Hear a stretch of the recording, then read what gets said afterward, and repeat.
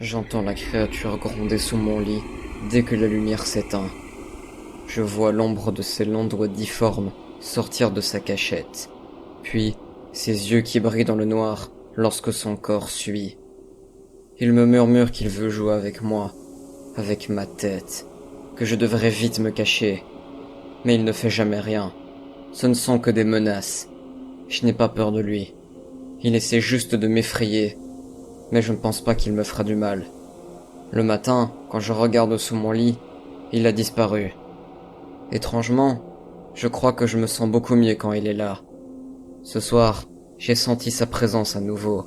Sa main glissait hors du lit, juste devant mon visage.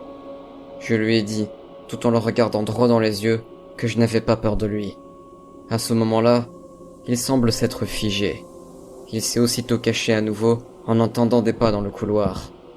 Le monstre approchait en grommelant. Il a sûrement bu encore.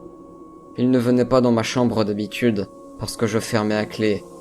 Mais hier, il l'a confisqué, prétendant qu'à mon âge, je n'avais pas le droit d'interdire l'entrée de ma chambre à mes parents. Mon cœur s'est mis à battre très fort. J'ai repoussé mes couvertures en pagaille et je me suis laissé tomber au pied du lit, fixant les yeux rouges qui se trouvaient en dessous. J'ai chuchoté à la chose de se pousser et de me faire de la place rapidement, mais elle n'osa pas bouger. Je me glissai alors sous mon lit en la poussant moi-même.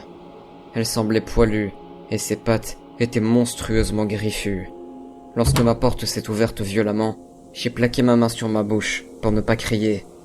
Mon autre bras était bleu et bloqué dans une écharpe.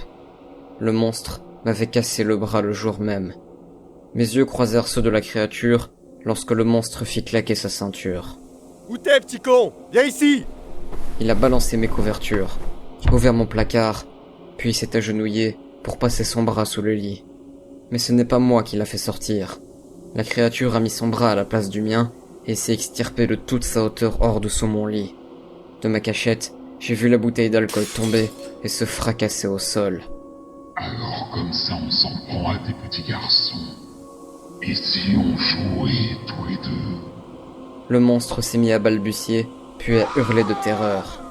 Je vais t'apprendre à toucher à mon enfant. Un bruit immonde de chair disloquée a résonné dans la pièce, accompagné de l'odeur du sang qui se répandait sur la moquette. J'ai décidé de sortir prudemment de ma cachette. La créature m'a souri, la tête de mon père dans une main et son corps dans l'autre. Elle m'a remis au lit et a emporté le cadavre ailleurs. Je me demande si ce n'était pas un de ces monstres qui vivent sous les lits. On m'en a beaucoup parlé, mais je n'y ai jamais cru, car le monstre vivait dans ma maison, et sous mon lit, c'est mon ange gardien.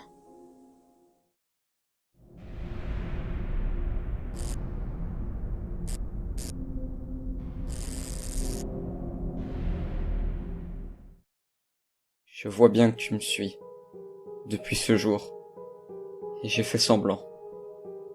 J'ai fait comme si je te voyais pas, en espérant juste que tu partirais. Mais t'es toujours là. Et aujourd'hui, j'ai enfin décidé de te parler. Je sais que je suis impardonnable. Et il s'est pas passé un jour sans que mon reflet dans le miroir me soit insupportable. Et je devais faire comme si tout allait bien. Il ne devait pas penser que j'étais affecté. T'étais mon petit rayon de soleil. Ma fille chérie. Notre famille était tellement tout ce que j'avais. Et même si ta mère nous a quittés tôt, on a surmonté sa disparition ensemble. Toi, tes frères et moi. Et ta mère, elle n'a jamais aimé vos entraînements. Elle me surveillait toujours. Elle me sermonnait lorsque je vous poussais un peu trop. Elle acceptait qui j'étais, mais elle s'inquiétait trop. Lily, quand tu as eu 11 ans, un homme est venu apporter une lettre. Elle t'était destinée. Et je savais qui il était. Je savais de quoi il s'agissait. Et je ne pouvais pas l'accepter. Je ne pouvais pas l'accepter pour toi. Depuis des centaines de générations, on a été des chasseurs de sorcières, de père en fils. Et je ne sais pas quand ni comment, la souillure a atteint notre sang. Et tu étais une sorcière, comme cet homme qui venait te chercher. Mais c'est sur moi qu'il est tombé. Et je l'ai tué. Je n'ai donné aucune explication à tes frères, qui se sont contentés de m'aider à me débarrasser du corps. Et puis je me suis isolé, la lettre entre les mains. J'essayais de me persuader que tout ça était faux, que ça ne pouvait pas être vrai. Je refusais de croire que tu en étais une. Je pouvais pas y croire. Et j'ai passé la journée à lire encore et encore les mots qui t'étaient adressés. Ton inscription dans cette foutue école. Je savais qu'il le découvrirait tôt ou tard. Si je t'empêchais d'y aller, d'autres viendraient te chercher. Si je te cachais, j'aurais trahi notre ordre. Une sorcière. Je pouvais pas y croire. Mais les faits étaient là. Je suis finalement allé dans ta chambre. Tu étais encore si pure et innocente. Tu jouais là, si calmement avec ta poupée préférée. Et tu m'as souri en me voyant. Et tu t'es levé pour venir vers moi. Tu ne savais même pas. Tu n'as jamais su pourquoi j'avais ce poignard. Et tu n'as même pas eu le temps de comprendre ce qu'il se passait. Quand je l'ai planté dans ta poitrine, j'ai visé le cœur. Et la plupart des autres chasseurs t'auraient fait souffrir pendant des heures. Je voulais que tu aies une mort rapide. Ta petite robe rose s'est couverte de rouge quand tu t'es écroulé dans mes bras. J'ai même pas eu le cœur à te laisser tomber au sol. Je t'ai rattrapé. J'ai pleuré. Lily, j'ai tant pleuré. Jusqu'à ce que tes frères arrivent. Je les avais bien entraînés. Ils étaient déjà de bons chasseurs. Leur dire ce que tu étais avait suffi à ce qu'ils pardonnent mon acte. Mais moi, je me suis jamais pardonné. Je ne t'ai même pas donné de funérailles dignes. J'ai juste suivi la règle. Je t'ai fait disparaître. Tout simplement. Et tu es là.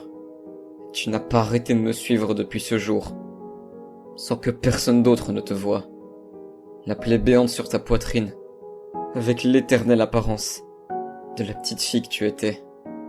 Il m'a fallu tellement d'années pour enfin oser te regarder en face. Regarder tes yeux vides et ta peau blanchâtre. Et le sang qui coule infiniment et inlassablement de ta blessure. Et tu me souris. Pourquoi est-ce que tu me souris, Lily? Tu devrais me haïr, me maudire. Et je le mériterais au centuple. Et je sais maintenant. Je sais que je ne suis pas dans le bon camp.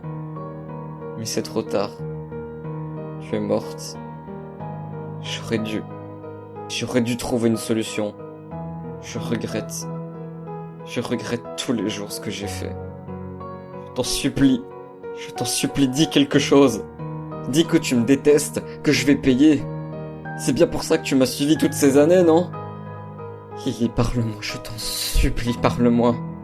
Et tue-moi si c'est ce que tu souhaites. Je mérite de payer. Non, papa, je t'ai vu pleurer. Je t'ai vu te maudire toi-même en croisant les miroirs. Je t'ai vu si souvent te rendre là où tu avais brûlé ma dépouille et t'y asseoir pendant des heures, espérant que le feu réapparaisse comme par magie pour t'emporter. Je t'ai vu implorer la mort lors de ton dernier combat contre un sorcier. Ce combat où tu as perdu un bras et un œil. Je t'ai vu tant de fois te punir toi-même. Je ne t'ai pas suivi pour te faire du mal. Je t'ai suivi dans l'espoir que tu me remarques. Car je voulais te dire une dernière fois, je t'aime, papa.